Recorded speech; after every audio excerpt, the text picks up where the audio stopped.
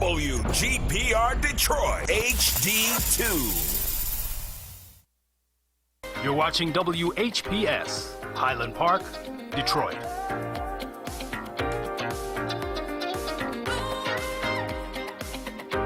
FM 88.1 WHPR, Highland Park. We run Detroit radio.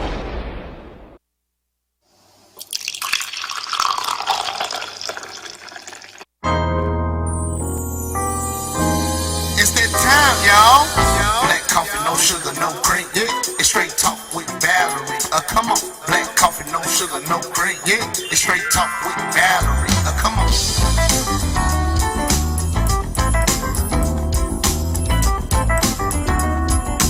It's straight talk with Valerie.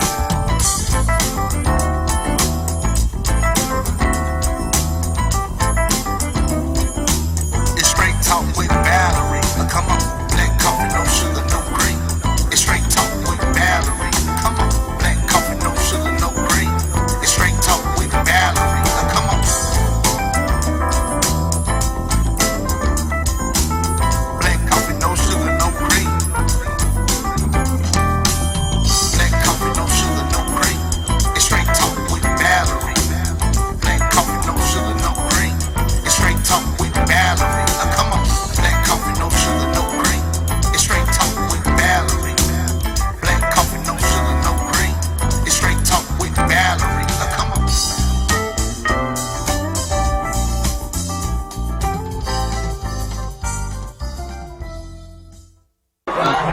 The death of an unarmed black man. It has been incredibly difficult to prosecute a police officer successfully.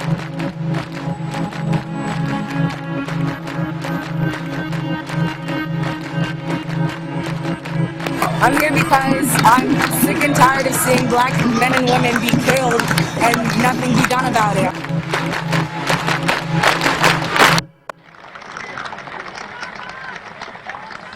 We can never be satisfied as long as the Negro is the victim of the unspeakable horrors of police brutality. Jonathan Farrell was unarmed when he died, just a month shy of his 25th birthday. Now that officer, Randall Carrick, is charged with voluntary manslaughter. A mistrial was declared in the case of a white police officer who shot and killed an unarmed black man.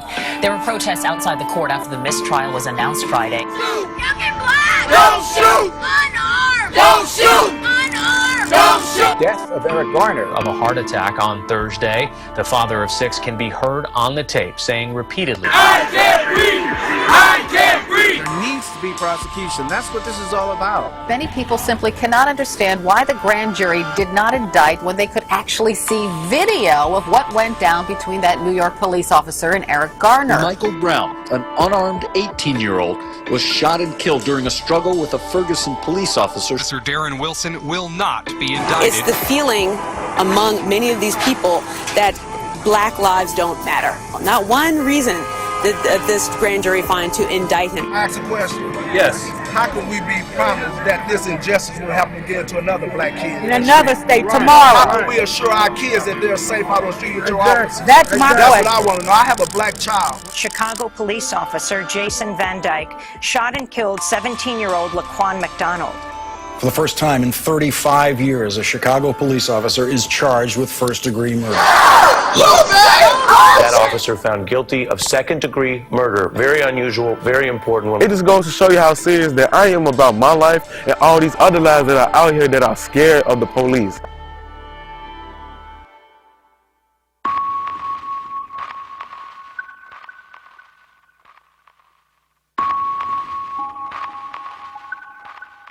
An officer shot and killed 12-year-old Tamir Rice on Sunday. Tamir Rice was playing with a pellet gun when officers arrived. One of them opened fire within 2 seconds. Grand jury decided not to indict the 2 officers who shot and killed 12-year-old Tamir Rice. Cleveland's prosecutor calls it a tragedy, but not a crime. Doesn't even warrant a trial. That, in my mind, is unacceptable. Think of the death of Freddie Gray. All lives matter, but you got to think about who dying out here. prosecutors in Baltimore dropped all remaining charges against 3 police officers in the Freddie Gray case.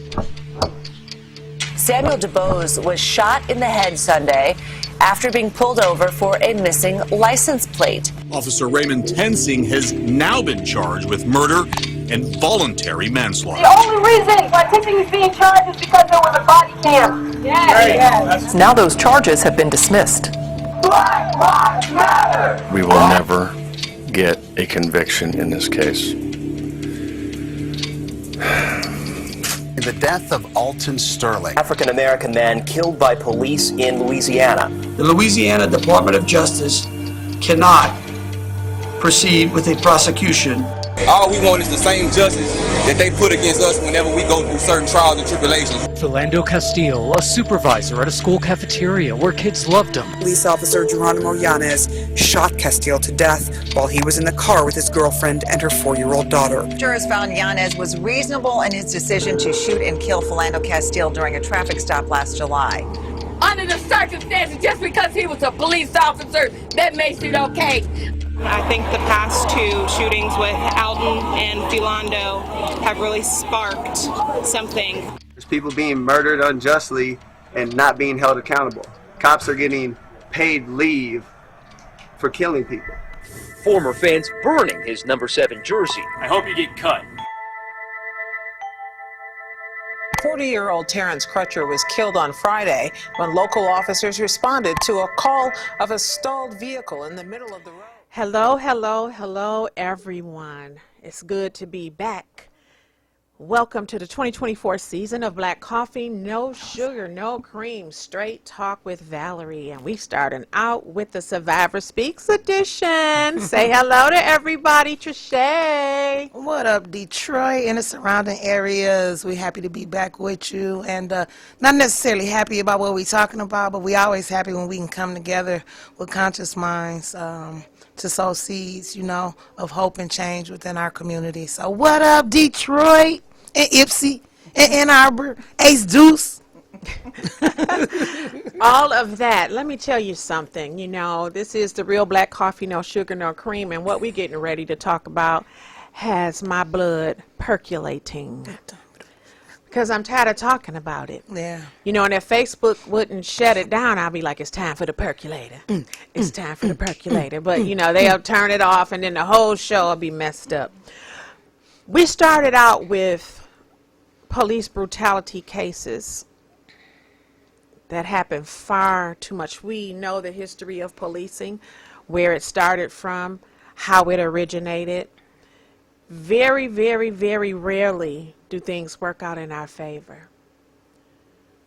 But tonight's show is about the one time recently that it did after much turmoil. And we'll get to that verdict. But first, I want to show you the actual footage of the case that I'm referring to. Roll the clip for me, Marquise. We're going to roll the clip.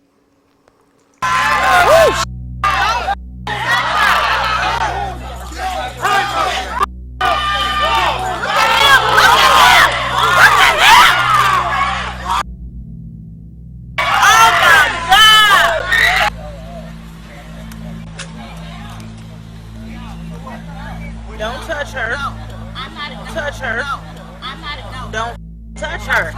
Don't touch her.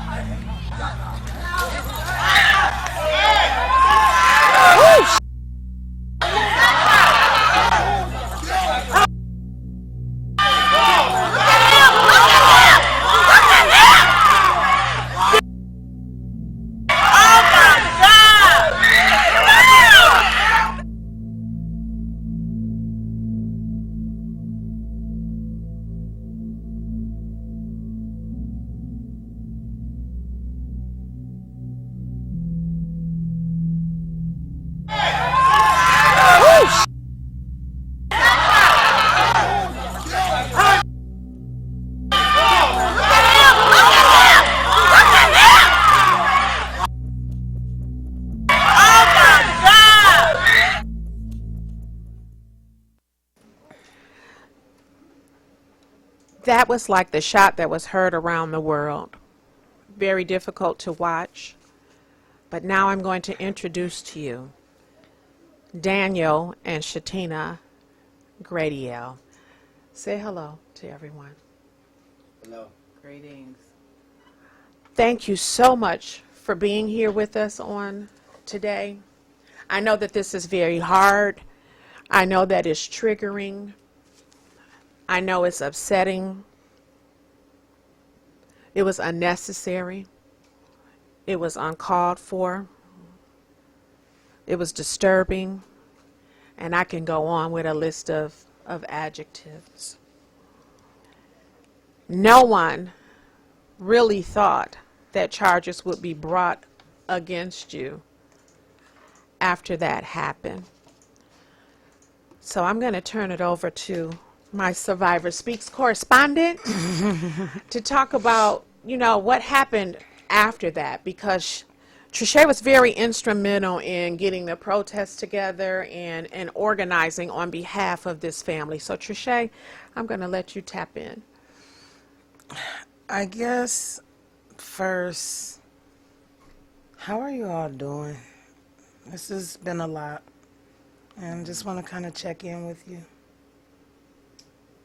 I'll let you respond first. Well, I mean, at this point, of course, we're relieved. Glad that the political persecution against us is over. But we still have some healing to do. Every time I see that, it kind of gets to me, you know, and every time I say it, I always think, you know, I don't know what kind of long-lasting effects this may have on my wife or against me, because I was tased, and that video really didn't show me getting tased, but yeah. Yeah, you were tased, you were pushed, you were, and I think, you know, the record needs to show, because even while we were out protesting, you know, everyone was saying free Sha'teina, but let the record show that this couple were both violated, and I think it's important to name it, by the Washtenaw County Sheriff's Department. Sha'teina? First off, I'd say I'm relieved, but I have a lot of other emotions going on, because it was such a traumatic thing that happened. I'm going to have a lot of, it's going to be long lasting, because starting at 220 or 2020, when it happened, I think I was moving on pure adrenaline, even into 2021, and then maybe dying down some in 2022, just trying to stay busy, now that it's over, and the other journey is beginning, now it's trying to put the pieces together. It's like a 100-piece puzzle that was thrown into the air and without the top, and the pieces are everywhere, and I have to try and find, first of all, gather all the pieces. Yeah. I have to gather them all, and then I have to start putting the pieces back together. I will say, if it were not for my husband, I have to give him so much credit. Like, we got the support in the beginning, which I didn't expect, because I'm like a loner. I'm at home, work, school, that's it, family. So if I had not had my husband to even hold me up, I don't know where I would be, because this has been such a traumatic event. I'm just trying to cope. That's all I'm trying to do. I'm trying to cope every day. Yeah, I can imagine. And let me just say, and I think I said this to you all the other day. First, just shout out to, this is the epitome of black love. I ain't gonna say black, because that's not who we are, but this is just the epitome of love between our people, between a couple, to just show from day one, just watching, you know, just watching this whole entire thing and seeing, I mean, they do everything together. They eat out the same plate. Now that's love. They eat out the same. Look, I got OCD, and I don't care how much I love somebody. I wish Mommy Ann would get in my plate, you know. But I mean, it's just a joy, and it has been an honor to witness your love for each other. And I think it's a great example for our community. It's a great example for our men to protect our women. You know, it is just, it's a great example. What you got to say, Valerie? I salute you, Daniyal Grady L. I salute you.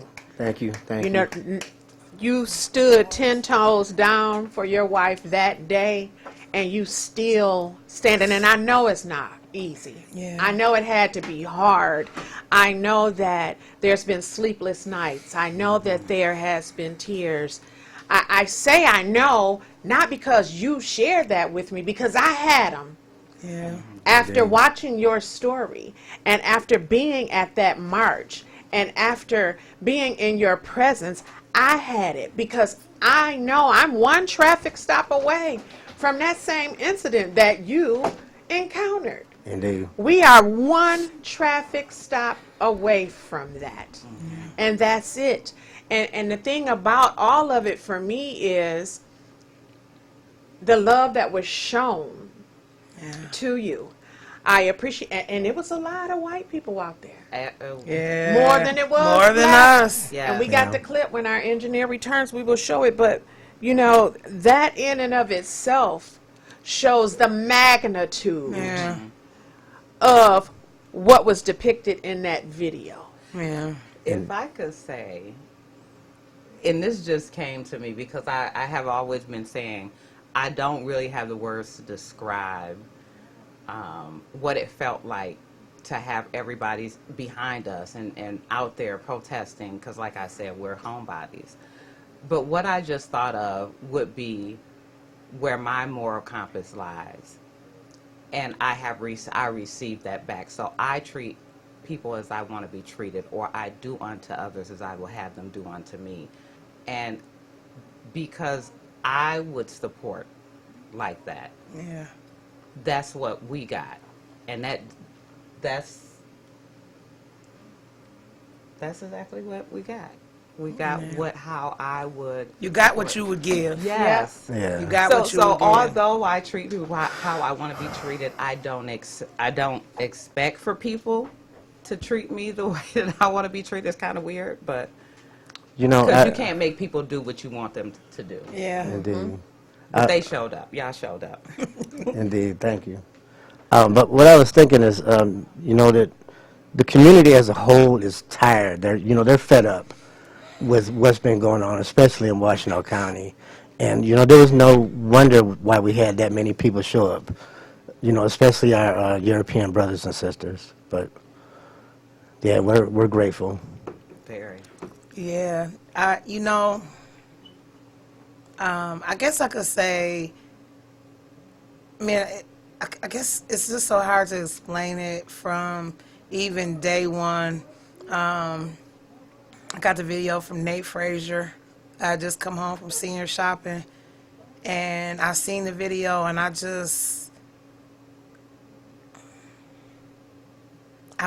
didn't even cry in that moment because I was enraged. It was like the God in me just stood up. I left them groceries and them senior supplies right in the middle of that floor. I grabbed my bullhorn. I didn't even know what I was going to do. I'm just like, we just got to go. You know what I'm saying? I jumped on Facebook, said, come on, let's get to the sheriff's office. Sha'teina's kids came. Some community members came. It was just, first day it was like maybe 20, 30 people.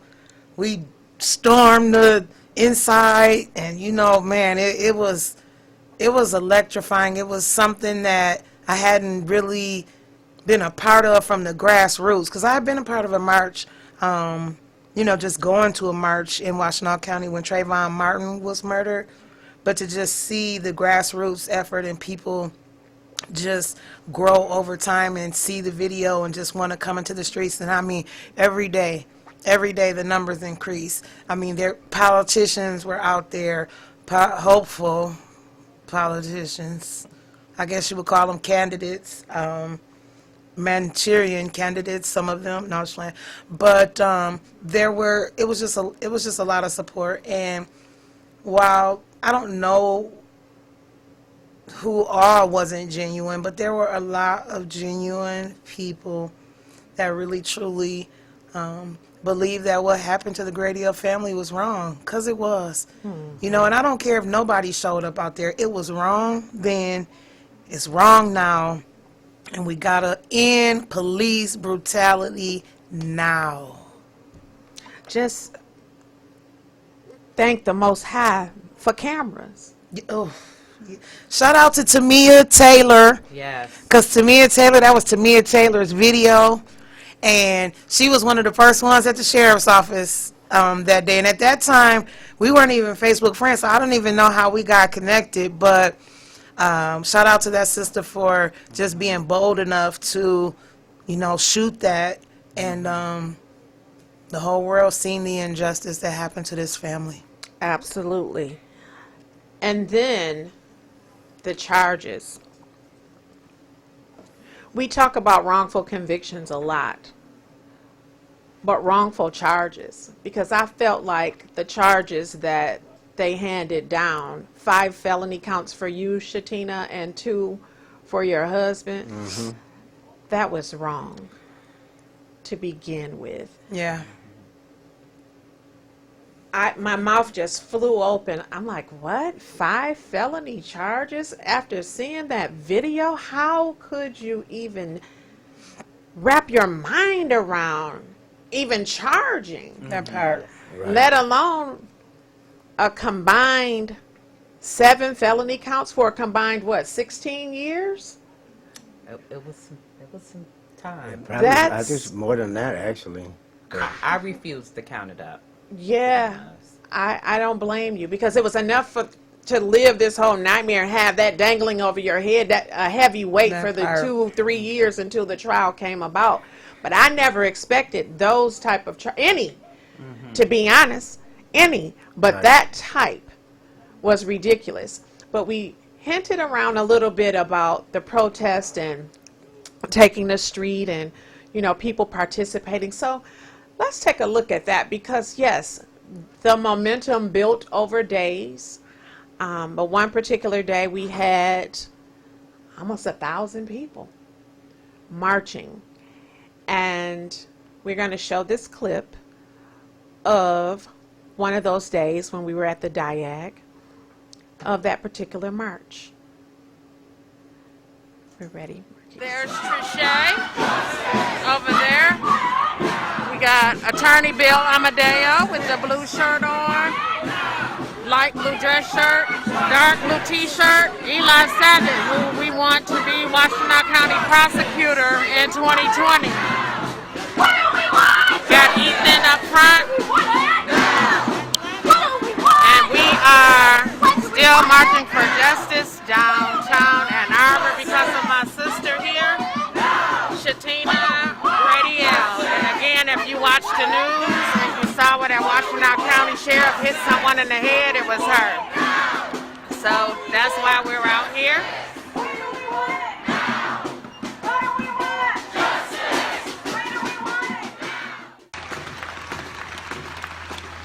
Next, I want to bring to the microphone a very powerful man. If you haven't heard his name, it's going to become a household name to you real soon.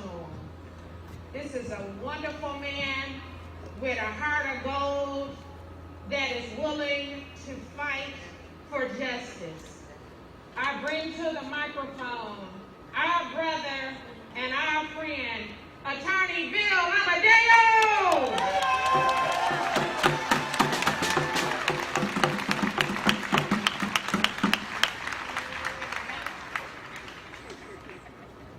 How you doing, guys?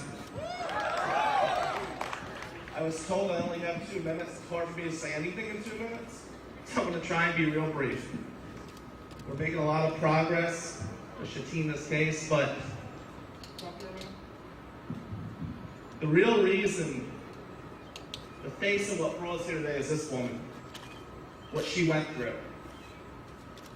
And every night before I go to sleep, no matter how tired I am, I have over 100 cases and I am working around the clock, but every night before I go to sleep, no matter how much work I gotta do, I watch the video of what happened to her, and I watch the case of what happened with Dan.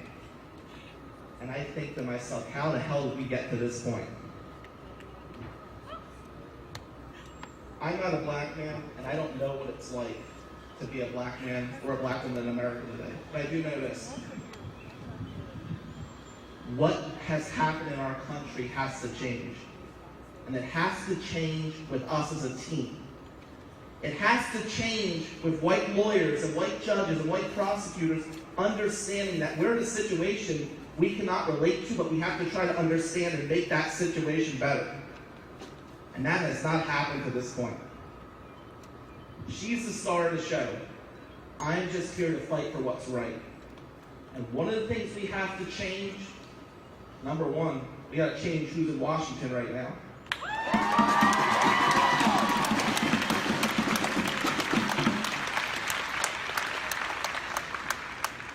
And in our own home, in Washtenaw, when I see what Jerry Clayton said about my client who was the victim, I was sick in my stomach. And I will fight to the death to protect her rights and her husband, but why should we have to even be in this fight?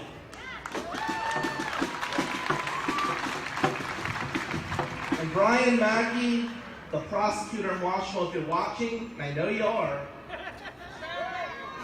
I know you won't answer emails or phone calls, but I know you like to watch things on YouTube. What you have created is a culture of social misjustice. We need change and we need it now. On August 4th, there's 3 candidates running for that prosecutor's seat. One is Mr. Mack. He's a man I greatly respect. One is Arian Slay. And the other one is Ellie Savitt, who has been, and I will say this about Ellie, he has been at every protest. He cares about this cause. He's somebody I've gained a lot of respect for. So I'm going to give the mic to him now. Thank you.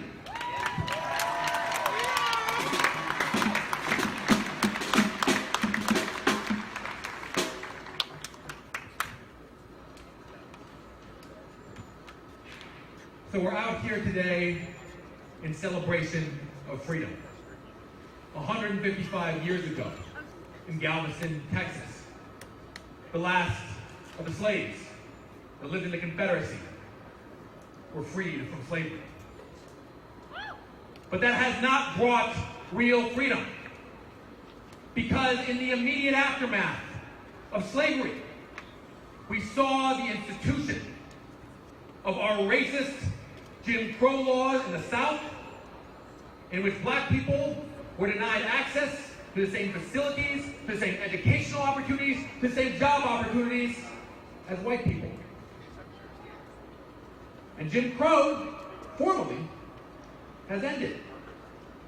But we replace it now with the new Jim Crow, with the era of mass incarceration and the school-to-prison pipeline and police brutality. So let me ask you this. Is it freedom when George Floyd can be murdered in the street by a white police officer? Come on, is that freedom? Is it freedom when Breonna Taylor can be killed in her home? Is it freedom when black men and women across this country have to fear for their lives whenever they're stopped by the police? Let me hear you. Is that freedom? But it goes beyond just police brutality. Because we are living in the era of mass incarceration, the shameful era in which the United States locks up more people per capita than any nation on earth, and in which black people are 6 times more likely to be held in prison than white people. Right now in the United States of America, there are more black people under the control of the criminal justice system than there were slaves in 1850. Is that freedom? We do not have freedom in our educational system. The school-to-prison pipeline criminalizes black childhood. And right here in Washtenaw County, 70% of the children in our juvenile detention center are black. Is the school-to-prison pipeline real freedom? And freedom does not come about even after somebody is released from prison or from jail. In the new Jim Crow, Michelle Alexander made the case that we have replaced the old Jim Crow, the formal laws in the South, with a new Jim Crow, in which we deny people coming back from prison, coming back from jail, the opportunity to maintain jobs, to get housing, to continue their education, when that is a racist criminal justice system that we have. That is the new Jim Crow, and that is not freedom!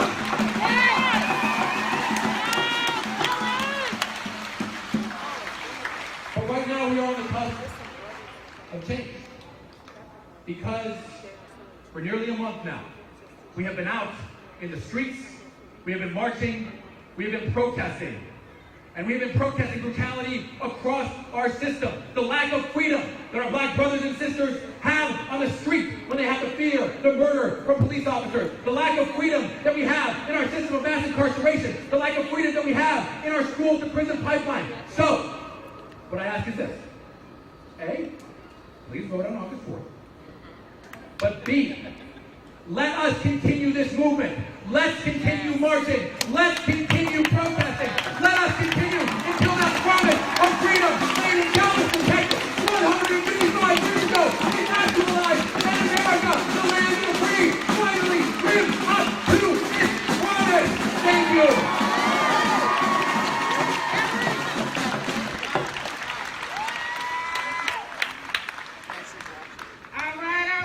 Okay, so we saw, I know you guys see the TikToks. I wish you could have seen the reactions when you see people do the reaction video when they watching something. So we saw that. I'm going to pop over to Trisha. What are you thinking right now after you saw that? I'm hurt. I'm mad, angry, feel violated. That was a painful time for this family, and it was a painful time for the people that were supporting this family. And to know that we had people marching with us and saying things that they knew they wouldn't live up to. It's typical politician stuff, right? Because this is what a lot of politicians do. But I guess there's a part of accountability that I have to have, because we gave somebody the mic that misled us. Somebody said earlier, I feel hoodwinked, bamboozled, and all of that. Because Prosecutor Ellie Savage, you promised us something. You promised police accountability. And you said it in that video. Oh, we marched for 30 days. You're right, we did. And you were right there with us every step of the way. Yet, I have yet to see you hold the police accountable one time. One time. You got to come back to the people and answer to us. You got to understand what it looks like to be held accountable for breaking your promises, for getting over on black pain, the pain of my people. We suffered enough. And then to have somebody swoop in like you, the white savior. I disrespected a friend of mine calling my friend that, but look, lo and behold, who swooped in like the white savior all along? It was you. And you're going to have to answer to the people because of that, you know? Because, A, you owe this family an apology, but you owe the community, your constituents, you owe your constituents a policy. I mean, an apology for your lack of policy around police brutality and racial profiling in Washtenaw County, which you admitted yourself multiple times, and we got all the videos to prove it. You admitted it was wrong, and yet you do nothing about it. So I guess we'll see you when you run for your next seat. Well, I running around saying he white, but he all right. What the fuck was that? Y'all could go ahead and laugh at me, because I laughed at my damn self. He white, but he all right. And I coined that as my phrase because I really believed what I was saying. Yeah, I believed what I was saying. We believed in him. Yeah. I believed it. He sold a dream. He sold a dream. Yeah, and I'm just like, wow. It was all a dream. Oh, oops. So he white and he took flight. That's my new one. He white, but he took flight. Because, man, and the part that really hurts me the most is I love him. Yeah. Like a real brother. You know, and I thought that was reciprocal. I thought it was genuine. I thought that he meant everything that he was saying. I was convinced of it. Nobody could have told me anything any different. Yeah. During that time. Yeah. I would have argued them down because I loved them like a brother. I would have cussed them out. And did. I would have cussed them out. And there was several people who said we shouldn't trust him. It's sad. I just wanted to believe at one point, and I said on many occasions, like, no, he meant what he said, but when he got into that well-oiled machine, he just had to move the way that they wanted him to move, and he became a politician. You know, at that time, I struggled with the fact of thinking that he really didn't genuinely care about us. I think he did. Maybe he just didn't know what he was up against when he took that seat. I don't know. You know, he had me sold too. He had me sold too. He was really talking like he was on our side. Mm-hmm. And then after elections, it was something totally different. Crickets. I just had hope because the majority of the time that I vote, I always vote for the best of the worst, because very rarely, if at all, is there a candidate that I feel is truly representative of who I am. First of all, I'm not a Democrat or a Republican or an independent. I'm Valerie. You know, I can give less than a damn about all of those rules and parties and left and right because they all straddle the fence. That's part. You know, and I don't think that any of them have ever been. You know, the plantation is still real. We still have sharecropping people. I won't use that word on the radio. And those are the people who are politicians. You know, the ones who get in the higher offices, those are our house ninjas. Yeah. Then we have the sharecropping ninjas who if they get close to the gun line, now you shoot them. You know, we still all right, boss. Yeah, we still got some of them too, right? So the plantation still exists. It just looks a little different. I just hope that there comes a time in my lifetime that I vote for somebody who really do what they say they're going to do. Not counting the people who want to and they get shot down, you know, or they get voted against or blocked. I'm talking about genuinely from the heart. Because that was just hard to watch. Very, very hard to watch. The other thing that was very, very hard to watch, I'm guilty of it myself with good reason, was how empty that courtroom was. After having thousands of people marching.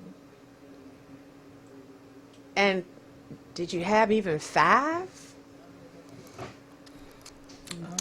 Yes, on multiple times. Yeah. Different. I think what happened was people kind of scattered in different. That first day, no, and I think that was with good reason because I lit people up that first day of not being there. But people are working, and I get all those dynamics too. And so, but that second day, there were 3 or 4 more, including myself. So it was like 5. Then that third day, which was the day that the jury was deliberating for the second day, I want to say, because they deliberated, was it the third day? The third day. Yeah, they started deliberating. On the second, at the end of, like, after lunch on the second Yes, day. yeah. And then they finished up on the third On day. the third day. We had the most supporters on the Yeah. second day. And so folks came out. Actually, there were about maybe 8 people there while the jury was deliberating. You know, to show support. But to be honest, I'm glad people didn't come out and have to deal with what was going on in there, because not only is the sheriff's department lawless when it comes to what they did to the Gradyels, some parts and some folks within the sheriff's office are lawless at all times and treating people horribly. I was treated horribly in that courtroom. I mean, and we'll get to that, but even when they read the verdict, they stormed in there, about 10, 15 of them, maybe even 20, and I'm like, my heart beating all fast, and then I was, because I had been in there battling with them, I was thinking, like, are they getting ready to arrest me? You know what I'm saying? I got scared. We can laugh now, but I was on the call with her one morning when she came through there, and she had her Black Lives Matter sign, and God is good, because I said, okay, well, I'm going to let you go, but the phone didn't hang up. So I'm sitting at my desk still working, and I hear her, don't touch my sign. And I mean, don't touch it. I read all of the stuff that was prohibited before I came in here, and it didn't say my sign. Don't touch my sign. So I'm like, oh my God, is she about to go to jail? So I'm calling out to her now, Trichet, trying to get her to hear me. And she was just going in. So what happened that day, ma'am? First of all, let me explain, because they acted as if I was just trying to do something that was, like, wrong. I was not. I read the court rules online. I read the court rules on their front door. I even took pictures of it on all the banned items. Mind you, the 2 items that I had, which was my sign and my computer in my backpack, something was said about me having those things. None of those things were on the ban list. So this is, they make up rules as they go along, right? And my thing is, if it's not on the ban list, how you going to deny my civil right of bringing something? Was I going to take it in the courtroom? No. We were going to gather in the hallway before court started if anybody showed up. So that's what it was about. But let me just even say this. They had a whole Black Lives Matter mural in the court with pictures of the murals that we put up. So it's okay for you to say Black Lives Matter in the court, but it ain't okay for me. And that's just because you got it twisted. Whoever is at that court that might be watching this, you think this your house, but that's our house. And that's what we're going to start reminding y'all through our votes. It's not your house. Everybody in the courtroom drinking water, but they keep coming to me. You can't have no water. What kind of plantation is this? I'm thirsty. Why can't I have no water? And I see this lady walking out with 2 big old jugs of water for the defense and for the prosecutor. Again, this is the superiority mindset that they have, and it needs to stop because the way that they were treating everybody in there was just horrible. I agree, but here's the deal. Daniel, is it anything you want to say about that experience before we go to a quick break? Which experience in general was that? Just in the courtroom, the observance of the way that they were treating people and the way that they were acting. Well, I overheard a young man say that he was kept from coming back in because of words he may have said to somebody in passing in there, but it's freedom of speech, right? So that young man should have been allowed to come back and support, and he was denied, so. You know, and that's the whole thing, and we're not going to delve into that because that would be a whole nother show, but just freedom and rights, you know, because your religious practices give you sovereignty. They never even respected that. Right. Well, they're not actually religious, so to speak. It's more like nationality of who we are as a people. Okay. That part, And yeah. that's what they're not respecting. They give us all these tag names: black, Negro, colored, African American. All these things are just tag names that they branded us with. It's not our nationality. We know who our nationality is, and I think that's why we're being politically persecuted, to be honest. Okay, well, we're going to go to a musical break. And when we come back, we got the baddest attorney. And you got to see him walk, though. I know you he's got cool to in the see him mud, walk, though. Yeah. If you missed him walking in that clip we showed in the parade, go back and watch him walk, because baby is saying something when he get to stepping. Yeah. So when we come back from this musical break, we're going to hear from one of the baddest attorneys. And I said then before the march that his name was going to become a household name. If you didn't know it, you're going to know it. So we're going to hear from the Grady L's attorney, Bill Amadeo. You've been listening to The Real Black Coffee, no sugar, no cream, and we'll be right back.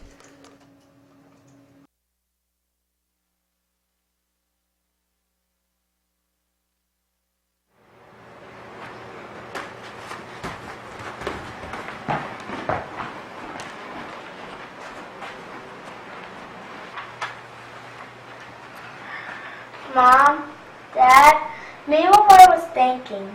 Thinking what? Someday, will we have a better future? Someday. Lately is more than Right. enough.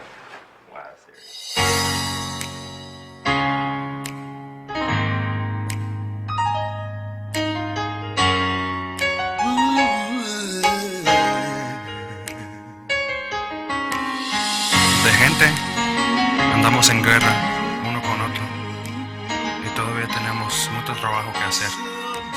Pero un día sueño que juntamos unidos como uno.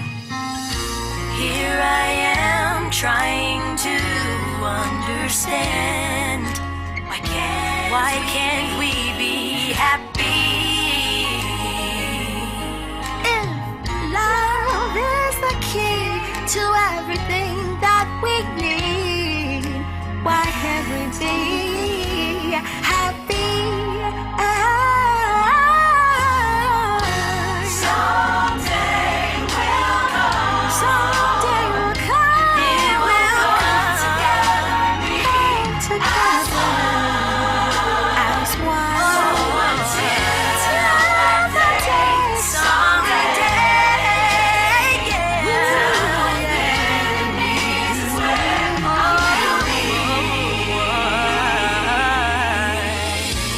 Some days will test my faith with adversity all in my face, but I do believe someday it will change. Oh, just think about your life when there was no clothes to wear, little food to eat, living off the streets. Someday will come, just believe. Would you please help me? someday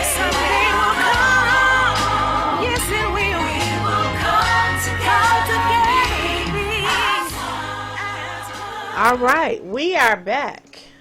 You are listening to The Real Black Coffee. No sugar, no cream, straight talk with Valerie. And, you know, Facebook get on my nerves because I had the perfect song that I wanted to play for this, but they have shut us down in this. Don't mess with Bill. No, no, no, no. Don't mess with Bill. Say it one more time. Don't mess with Bill. Hey. How you doing, Bill? Good, guys. Thanks for having me on. I appreciate it. Yeah, we are happy to have you here, man. That was a long couple of years that you labored through on this case, and you got a not guilty verdict. When you heard those words, what went through your mind? I was really grateful for Sha'teina because she's been through more than anybody should have to go through. And this was about her, not me. We embraced, and I know Judge Constant don't show emotions, but after, you know, so many years, it was hard not to be emotional about the whole thing. Yeah, that was a lot. Yeah. I am. You know, it's still amazing we had to go that far. Yeah, we talked about that in the first segment. Charges shouldn't have ever been brought.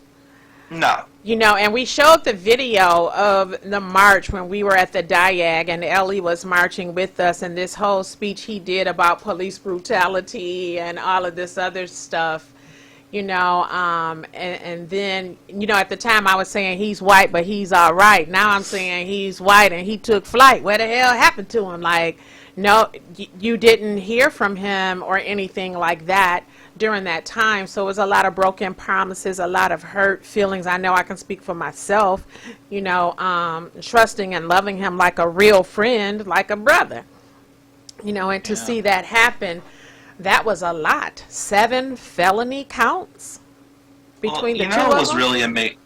What's really amazing about Savit in this whole situation is, and I said this publicly, so if he's watching, I really don't care. Tune in, Eli. He was taking selfies with Dan and Sha'teina during the election. He was putting his posters up in their lawn. He won over the people of Ypsilanti by standing up for the Gradyals. And then once he got elected, Dana Nessel charged. And then he supported Dana Nessel.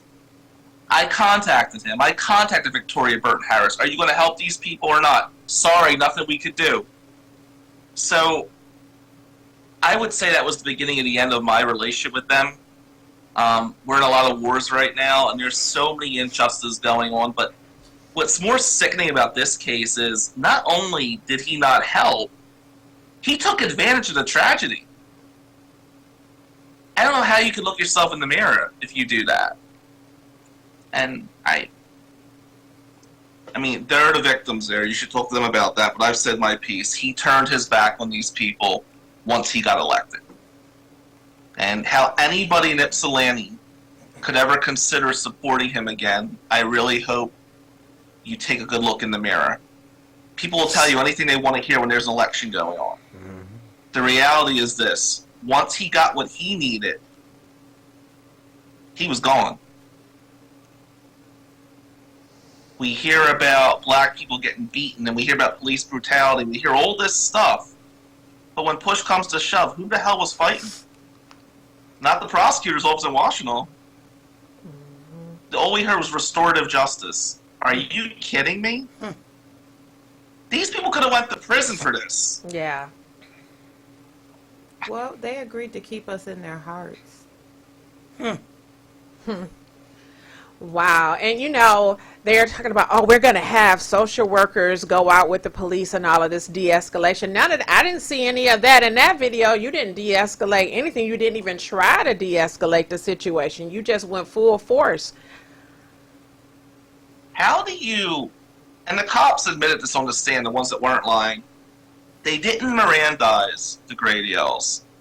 The Gradyals never touched them. They never stood in the way of the police. All Sha'teina did was film and legally say she was not going to stop filming. And for that, a 280-pound cop picked her up, slammed her head 3 times, and an unarmed man trying to protect his wife got tased. And then they get charged with felonies.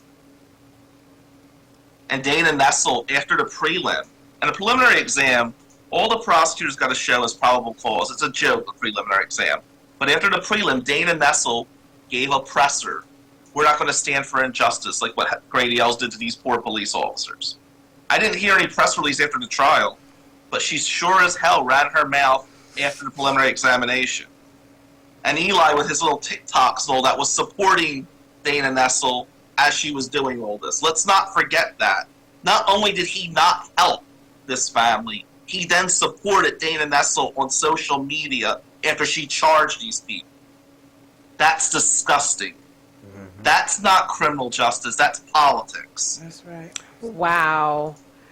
Yeah, politics, you know, like I said, I don't vote in Washtenaw County, so my vote is really my voice, but I do speak up on certain things that affect me, you know, emotionally, that affects our community, that affects people that I love and care about, and especially raising 2 young black boys now.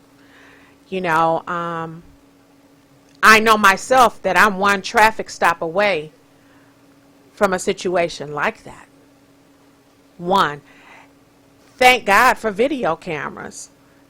Thank God for people who have the heart to record. I wanted to watch because I wasn't able to make it. I wanted to watch via Zoom through the courtroom, and then that was shut down one day. So I don't know what happened with that. But like Trisha said earlier, that's our house. We pay them. Yeah. You know, how do you shut the people out and then just act like it's okay? Okay, well, you know, you don't have to do anything about that. That whole thing should have been halted until that system was back up. I'll say this, and people will kind of be surprised what I'm about to say, but I'll be real about it. If Kim Worthy saw that video, she never would have charged Grady Ells. I want you to think about what I just said there. Kim Worthy would not have charged Grady Ells, because Kim and I talked when this whole thing was going on. She released Sha'teina from jail when all this was happening. Mm-hmm. There was so much trauma, and Kim, who's got a tougher job than any prosecutor in the state, and her and I bang heads all the time, she was concerned about the Grady Ells more than Savitt was after he got his ass elected. Wow. Wow. That's all I can say. Wow. Wow. Well, Bill, my hat's off to you. You know, I always tease you, and I hope my better half and your wife doesn't take offense to what I say about that walk. Bill, she's got to deal with that walk every day. Hey, when you see Bill walk, you know he don't take no shit. Nah, cool. You gotta go back. He cool, and he had his sunglasses on, and like I said, hit it, Trisha. Don't mess with Bill. No, no, no, no. Don't mess with Bill. Leave my Bill here alone. Don't mess with Bill. Bill, I salute you. Yeah. Take my hat off to you. Yeah. You did a hell of a job with that. Yeah. Yes. Thank you. I appreciate it. I have a situation with my mom I probably need to talk to you about. That happened with her. I'll reach out to you. Sha'teina. Yes. Give us some words about Bill, because you know, like I said, the walk and you know the You know swag what? and it. Bill, I was given some words before Bill came into our life on to expect a gentleman to come into our life, and he was going to change it for the better. But what she said, so I was excited about that. But what she said was, he's going to do things like basically not how we want to do them, but we have to work with him. Wow. Like, and so Bill is amazing, and I told him I thank him for staying on his path, because we had conversations, and we might have been like, okay, well, what about we try, like, because we're trying to aid in the defense, we felt like, because they're gonna try and do everything to charge us. They're just gonna try and do everything. So what about this? What about this? And he's like, no, and I'm like, let me do my job, damn it. I'm like, you sure there's nothing you need us to do to help you? Like, what can we do to make your job easier? What can we do to help? What can we do? He's like, I got it. I got it. And I'm like, okay. And I'm like, okay, I'm not used to letting go of control. Yeah. I'm mom of 4. I got 5 grandbabies. I be trying to tell my husband what to do, and I tell my oldest sister what to do. So holding control for me, like letting it go, was kind of hard. So it was getting hard around after year 2. It's like, wait, I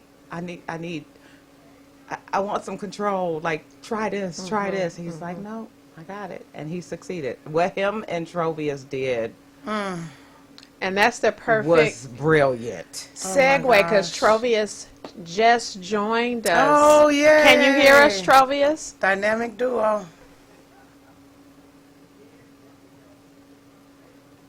It looks like I see him trying to come on. Dynamic duo for sure. Can you hear me? Yes, I can hear you. How you doing? I'm doing great. I'm blessed and highly favored.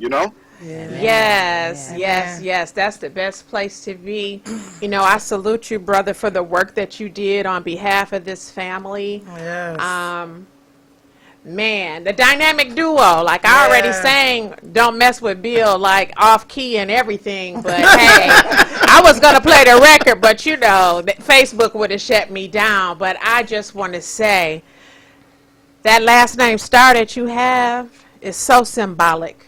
Man, your skill set shined bright. Like the North Star. Like Sha'teina said, you don't want to give up control or whatever, but you had that star. Just keep your eye on this star. Yeah. And we will just lead you. So you represented Daniyal, correct? Correct. Thank you for those sentiments. Yeah, I represented Daniyal. That's correct. Okay, so give us your thoughts on the case. Congratulations on the victory. First of all, that not guilty victory was like the shot that was heard around the world. And most people say the apology is never greater than the offense, but that not guilty verdict, baby, that was greater than that charge. That had everyone. I know myself, I'm screaming at home and I'm crying tears of joy or whatever. So can you recap, the case in your own words, the summation of everything that happened? Yeah, this is just real simple. This should never happen. I should never met the Gradys, because that incident should never happen. It's just that simple. This was a case where the police they took things too far. The powers that they have, they didn't need to use them on the Gradys that night. Just that simple. And I believe the jury saw it that way. Just looking back, there was one jury member. This was the first trial I've ever had where one where the judge allowed the jury members to ask questions, but then various jury members had questions, and I'll never forget this. There was one jury member who had like 5 questions for one officer. She wrote like 5 questions down. I was like, wow, she's like paying attention. And some of those questions, pretty much all those questions, were good questions. And then it just made me know that, okay, I think they're seeing our way. And but just to surmise the case, I should never met the Gradys. But God works in mysterious ways, and I can say that about my own life. Because God puts people in your life for a reason. Yeah. And I feel like the Gradys were put in my life for a reason. And vice versa. Yeah. Indeed. Yeah. Yeah. I really think, and this is Trisha, Trovius, and Bill, I just want to just salute you both. What I witnessed in that courtroom, what I watched you both do, because this was a team effort. The Gradyells had to have the strength to be able to stand in the face of that injustice, but they needed those strong seeds to be able to help them to stand. And that is what I see in you. That is what I see in Bill. In the way that you all skillfully crafted every single thing in that trial. I know you say that, and Bill says this, and yes, the Gradyells are the star of this show, but you all, had it not been for God using your powerful gifts, this would not have been possible. I mean, you know, I was even trying to say, well, hold on, they need to do this and they need to. Nah, everybody should have just shut up and let you all do what you did. It was brilliant. I mean, I seen Bill loop one of the officers up so tough that basically he couldn't do anything but say, no, they weren't in the yard. One officer said that they were in the yard, and then the other officer said, well, no, they weren't in the yard. So then Bill came back and said, so would you say that officer lied to the jury? The judge objected. And I ain't never seen that in no trial footage. Just said, hey, wait, I ain't comfortable with that, you know. And I said, when that happened, I said, oh, my goodness. And then another brilliant thing, and I'm going to let it go. The end of the trial, the jury instructions. The jury instructions, and Trovius said so many things happened. I can't wait for y'all to see this trial, because I'm telling you right now, it was brilliant, and you need to reach out to these two if you have police brutality cases, because what was said, the case set precedent. Yes, it did. For future cases to come. The trajectory of everything. But the jury instructions, Trovius, the judge said, any additions, anything, and Trovius asked that the judge would allow it to be added that, and I may be saying this wrong, so Trovius, you can interject and correct me, but that it be added that if the jury thinks that this was an unlawful arrest, then they can vote a not guilty. And I mean, they battled back and forth, and the judge, you know, shout out to him throwing that bone at the last minute, because I was kind of worried about him too, but he threw that out and allowed that in.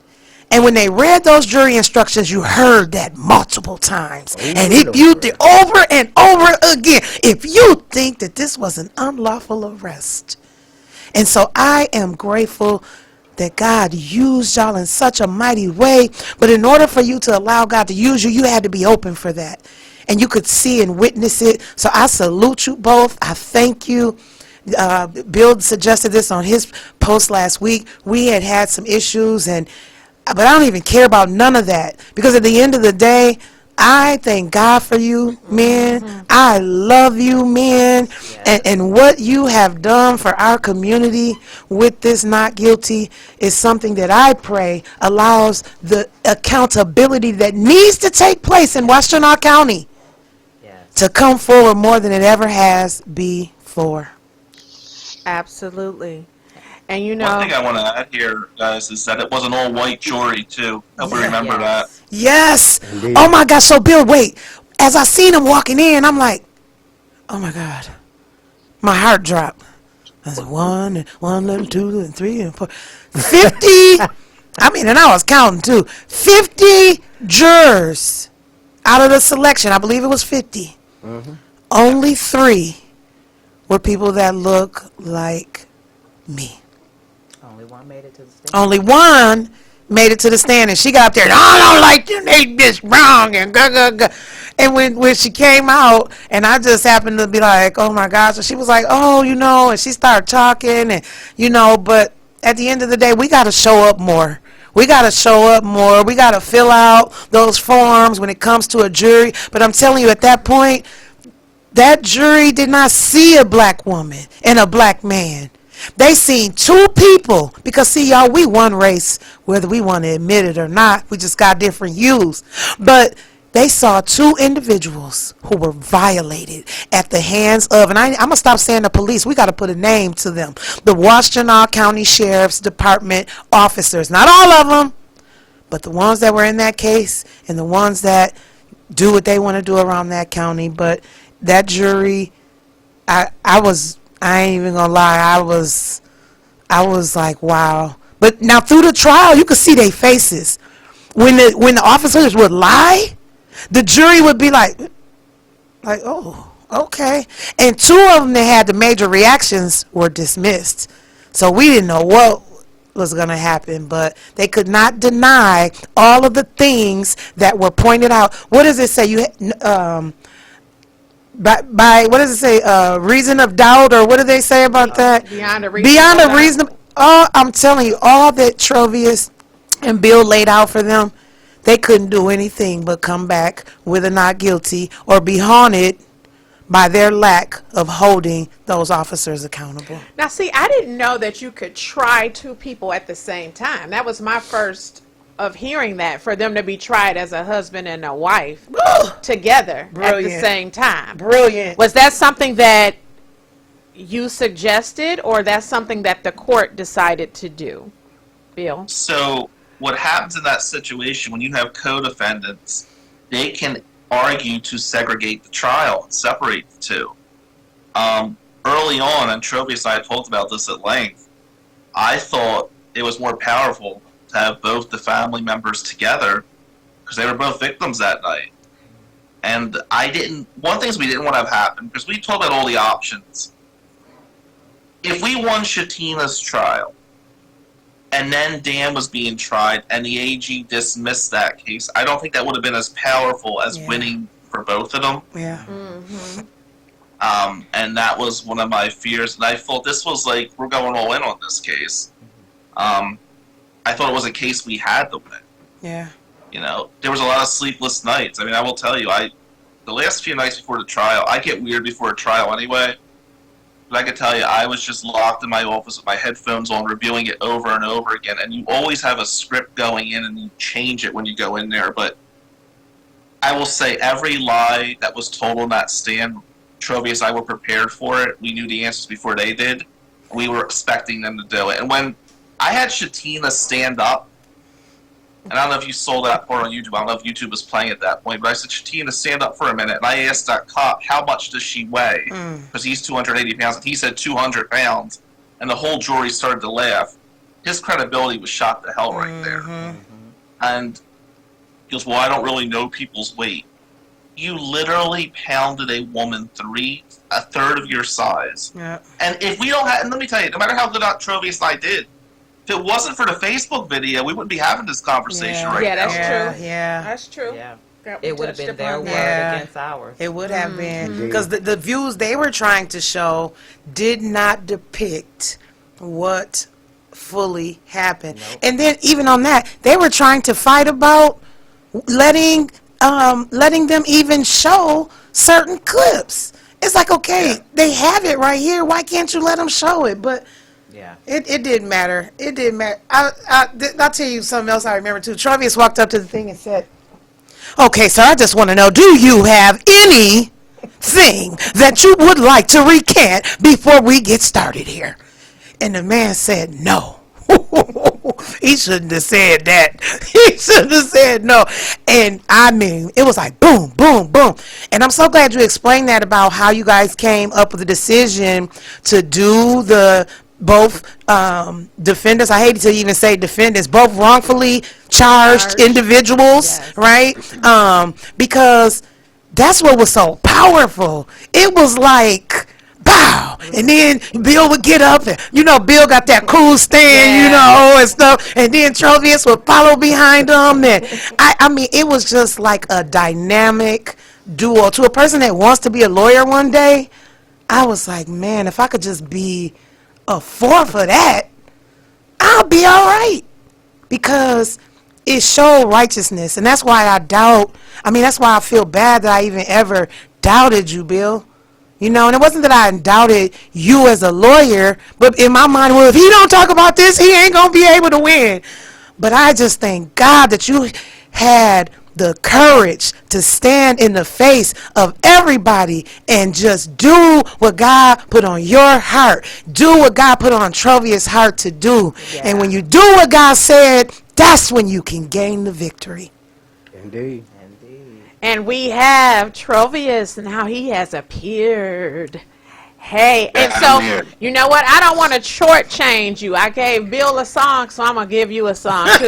You're a shining star. Oh. Hey, no matter who you are. Hey, shining bright to see. Hey, what? Who you can truly be. Hey, hey. A shining star. Hey, hey. What your life can truly be. Shining star for you. Okay. All right. Back to the show. I digress. I didn't know Don't Mess with Bill. That's why I didn't, chime in. Oh, okay. Okay. But otherwise, Bill, I would have sung it. Yeah, the dynamic duo. Like I said, I had never heard of a couple being on trial at the same time. So that was ingenious to do that. Yeah. Very ingenious. I mean, you have set a new precedent. You've changed the world, in my opinion, with this victory and an all-white jury. Yeah. Man, when Trisha told me that, I wanted to bite my fake nails off. I was like, I started to get down. Just like, oh. But you got a not guilty verdict. Brilliant. History. History. I told Trisha the other day, me and Daniel was talking, and we were talking about that morning I had watched a video, and the gentleman was speaking about immunity. The immunity, and that, can you hear me? A little bit, but push it up just a little bit. There you go. Talking about the government immunity and how, you have to have basically a guilty to have that protection. Yeah. And so I was telling Daniel, I said, I really didn't grasp, like I grasp it, being told that it's something monumental, but not until I really saw that video, and I was like, oh yeah, okay, so now we have a leg to stand on as far as trying to make them be held accountable, because we are not guilty. Yeah. Never was guilty. How about that? Never was. Yeah. We have the wrongfully convicted and the wrongfully charged. And like Trovia said, he never should have even met you under these circumstances. Period. So, well, I guess we can get ready to wrap. Bill, any parting comments for you? Besides giving out your information so people can call and get the proper representation, because I'm telling you, with the all-white jury in Washtenaw County, under these circumstances with the police, and the way that all of the other cases, first of all, thank God that you're even alive to be on trial. Because most people who encountered the police in the fashion that you did, they ain't even alive to tell it. Yeah. So this story could have went a whole different way. Yeah. Right. But just the simple fact that you're alive to tell it. Man. So anything you have to say, Bill? We can't hear you. Difficult journey. Yeah, we have. And it was a really difficult journey, and I'm grateful that I went to the jail that day to meet Sha'teina and Dan. I am. That we had some rough times along the way, and the haters and the people that are trying to break you apart will play a role in things. Yeah. And you really just got to try to stick together. This case was about justice from day one for me, and I'm glad justice was served. But there were so many obstacles thrown our way. It never, while I'm grateful to be part of this case never should have happened. Yeah. And I feel bad for that, because I don't believe Dan and Sha'teina, glad they won, and I'm glad they're fighting, but I don't think they're ever going to truly feel safe in Washtenaw County again. Yeah. I agree. That's something I can't fix for them, and I feel bad about that. Yeah. Trovius, you still with us? Yeah, I'm still with you guys. I just want to thank the Gradys, the Grady L's for sticking with us, but particularly me. We've had a lot of conversations, leading up to the trial, well before the trial. Do this, do that, and I'm saying I don't know if we should do that. And I was worried at one point, man. I don't know if they'll trust me. I don't think they'll trust me, and I think they may try to go this route, and I don't necessarily think that's a good route. But they trusted me, and they trusted Bill. I told them to trust me and Bill, and I just thank them for their trust, because it was their lives on the line, not mine. Yeah. And I thank them for their trust and their appreciation. Well, I salute both of you. My hat's off to you. Wonderful job. You've changed. You set a precedence in Washtenaw County. Hopefully there'll be a new sheriff in town. And a prosecutor too. But you've set the precedence. Don't mess with Bill, because he works with a shining star. Okay. Okay. And they don't play around. No, they don't. They do not play around. I love both of you. Thank you so much for coming on this evening. I appreciate your time. Thanks for having Salute us. and respect to both of you. Yes. Thank you. All right. Enjoy your night. Have a good night. And can I retain y'all, please? I think they're coming for me, so I might need some help. We got your back, Shane. Thank you so much. All righty. You take care. See you guys. Bye. Sha'teina and Daniyal, Yeah. as we prepare to close, is there anything that you would like to say? I know you want to just have a big sigh of relief. I do, because I'm going to let Daniel have most of the words, because I do a lot of talking You're fine, though. until I get nervous, and then I get real quiet. I just want to, again, thank everybody who was supporting us out there. I want to thank Bill. I want to thank Trovius. I want to thank the jury. Yes. If the jury is listening, I want to thank the jury for seeing the lies, for listening to the instruction, and getting it right. Because the prosecutor said, if I fail to prove any of these three things, you have to come back with what? Not guilty. So I'm grateful that they heard the instruction. Yeah. And again, I'm thankful for my husband, because I have a lot of pieces of the puzzle to put back together, and I know he'll help me through it. How long it'll take, I don't know. Yeah. Healing is a lifelong process, but to have a strong man like your husband by your side, he's shown his self-approval. Yes, he got Lord. his wife's back. I need you to start some men's classes. That's right.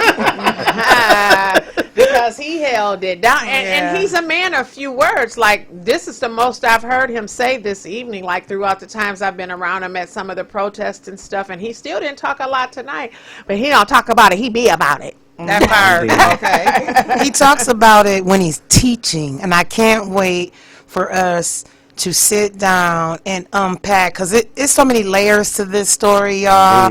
It can't just be a one and done thing. We have to have them back so we can unpack and talk about what that birthright looks like. Yes, as I a would Moor. love that. I don't even say I'm a Moor, right? But I want to fight for the Moors. I guess if I am a Moor, I'm be fighting for me too. But I want to fight for the birthright of our people, because it's on the line. They have denied us too much and for too long. They allowed the lies to be told that they brought us all over here on boats. Well, I serve some people know this right now. And if you don't know now, you know. Some of us were already here. Yeah, like Khalifa. That's where we And we weren't just here. We were everywhere. I seen something the other day that one of our indigenous folks was in China at 1537. That was long before the boats. Stop lying. We were everywhere. We were everywhere Indeed. because we were the first original man. Understand that. I know that that causes issues with you, a lot of you. But we were the original man of this planet. But because we are such a God-conscious people, we don't want anybody feeling inferior. We don't want to make ourselves superior. But it is what it is. You will one day have to acknowledge who we are. You tried to steal our birthright, but you can't take a birthright because that was given by God. But one day every knee shall bow and every tongue will confess what God put in place before the sands of time, which is who we are as a people. Stay tuned. Yeah, my 30 and 40th cousins. That's a Jane Elliott one right there. She tell you. So I was just emailing back and forth with her the other day, and she's 90 years old, but just still Jane Elliott. And I told her because I didn't even learn about systems the way that they are until I hit college. And she was one of the people that I researched. And, you know, when you're in social work field, you get to see Jane Elliott. And I told her, I said, oh, my God, thank you so much for all that, you know, that you teach and blah, blah, blah. She said, well, honey, I appreciate that. But everything I learned about this, I learned from my melanated cousins. And she said, because my melanated cousins, y'all was the first people here in this earth, in this planet. I mean, and it just put me on notice, like, wait. And I say show honor to where honor is due. Because she has tried to educate her people about what it truly is. And so shout out to Jane Elliott. You're going to see some workshops coming from Survivor Speak and Jane Elliott in 2024. But stay tuned because we're not playing, y'all. We're not playing. No, we're not. Indeed.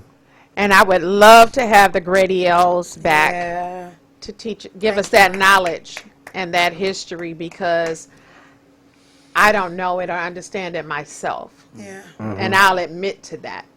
You know, I am what my parents basically shaped me to be until I started thinking for myself. Yeah. Right. Right. So part of that history, I just do not know because they did not know. Yeah. Right.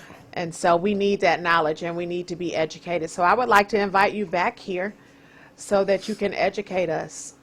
We'd love to come back. We'd love to come back. Absolutely. Any additional parting words?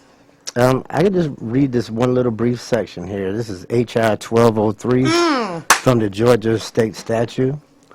And it says, whereas the Moorish Americans whose ancient forefathers are the mothers and fathers of the human family, stand in the days as a comity of descendants from the ancient Moabites and Canaanites who were permitted by the old pharaohs of Kemet to traverse from the East Africa and later formed kingdoms extending from the northwestern and southwestern shores of Africa and the Atlantic Islands onto the present-day continental Americas.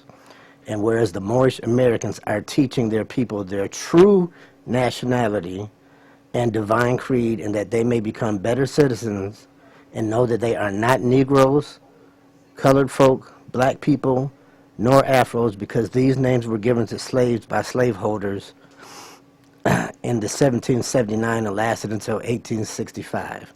In this era and time, as all nations are seeking peace, the indigenous Moorish peoples of the Americans are now united to link themselves with the family of nations. Wow. They know who we are. They know who we are. They just don't want us to know. Right. And I think it's imperative that we find out who we were in order to know who we're supposed to be. Yeah. Well, we're going to, you heard it here, folks. They say they're coming back. So we're going to strike while the iron is hot and try to get them back here, hopefully over the next several weeks, so we can have that discussion. Because I saw a Facebook Live where a brother got pulled over and he whipped that flag out of his car and hung it on the side. And he said, you know what this is? And them police stood down. Right back. It They was stood 20 down. cars off. I mean, it was police everywhere. And they And when I stood tell down. you, he was so belligerent with it. He was like, "Get to back!" And y'all, I mean, he just lit into them. So I said, them officers that violated y'all, they definitely couldn't have handled him, right? But that man knew who he was, and he stood on that. And those police had to back down. And I don't even want to get belligerent like that. Can we all just get along? That part. Right. You know what I'm saying? I That want part. you to know who I am. Just treat me how you want to be treated. That's Don't right. run Give up me my respect. on me and hit me in the head because you wouldn't want me to do it to you. Exactly. That's how I want to live life. That's why treaties were put in place, though. That's right. That's right. Yeah. Treaties were a way to seek peace, right? With other areas so that it could, so I mean, come on now. You're going to honor the treaties. So I'm putting all politicians on notice. On notice. On notice. Survivor Speak is coming with a community conversation about the birthright. Stay tuned. All right. Well, with that being said, we're going to prepare to close. And as I usually say, you have been listening to the real Black Coffee, No Sugar, No Cream, where I don't try to spill any tea or make you feel dazed like you had a shot of cheap liquor. I just want to say truthful and powerful statements that make you see things from a different perspective. Mine. And we're out of here. We'll see you next week with the racism that's been going on in Lathrop Village. Yep, right up under your nose. That little town that if you blink, you drove through it when you leave Southfield on your way towards 696. It's a little town there called Lathrop Village, and they don't want us there. So we will see you next week, and we're out of here.